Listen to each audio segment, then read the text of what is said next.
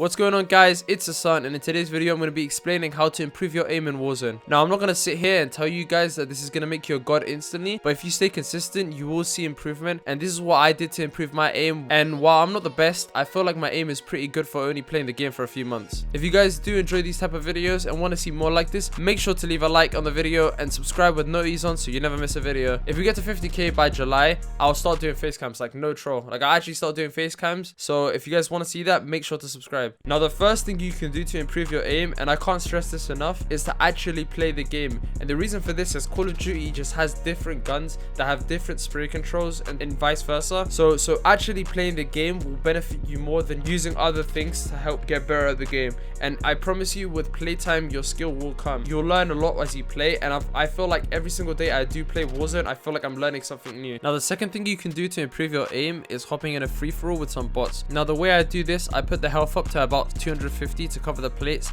and just practice tracking on the targets and target switching between them to get my flicks on. And I especially do this whenever I feel slow in the morning. Now, if you do this for about 10 to 15 minutes a day, your aim will feel a lot more consistent and you'll have better mouse control. Or if you're on the sticks, you will feel a lot more adjusted to your sense, and that is a key thing to improving your aim. Now, talking about mouse control, the next step is only for PC players, but working on training your mouse control is essential if you want to become an elite player at COD. One way of doing this is using an aim trainer. However, this is a step that's not exactly necessary, but is one that could make a noticeable change a lot sooner. When I'm on Kovacs, I tend to normally do tracking routines for the majority of the time just to fill my sense out and make my tracking as smooth as possible. And for this, I use Thin Gauntlet and Close Long Strafes Invincible. Now, with tracking routines, you want to focus on tracking the target rather than trying to predict where it's going to go, because whenever you do that, you get this really like stuttery aim that flickers from one side to the other as you try to predict where it's going to go, rather than focusing on where the target is going and following it, which leads to smoother, consistent tracking. But what you need to focus on when you do these routines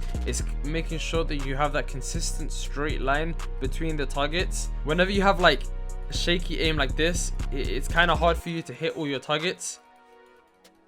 So whenever you have that consistent aim, it's so much easier for you to just go in a pattern, and the speed just comes with the more time that you play the scenario.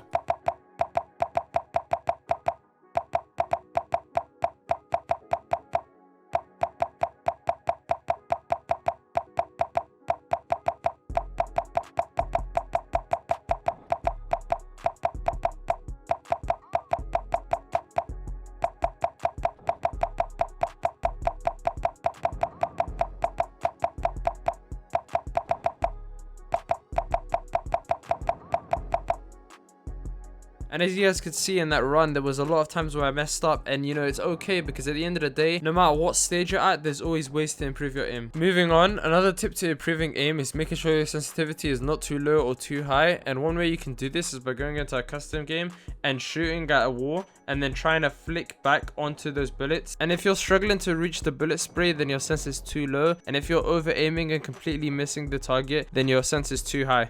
Now, another thing that goes along with sensitivity is your peripherals. Now, making sure that you have a good mouse and a good mouse pad is essential in ensuring that you have good aim. And there are a lot of options, but what I currently use right now is a Logitech G Pro Superlight alongside an Artisan Hien. The reason it's so important to have good peripherals is if you have a lot of quality control issues with your mouse or mouse pad, it may hinder you from reaching that higher skill bracket and can have a large effect on how well you perform. I would recommend any Logitech mouse apart from the brick known as the G502, and maybe look into some mouse pads around the budget you're willing to spend, but a good GSL will do you justice. So that pretty much covers everything that you guys can do to improve your aim. There may be some things that I missed out, and if I did miss out something major, please let me know in the comments below. If you guys want to see more videos like this, like I said before, please make sure to leave a like and subscribe with notifications on so you never miss a video. But apart from that, guys, it's been Hassan, and I'll catch you guys later.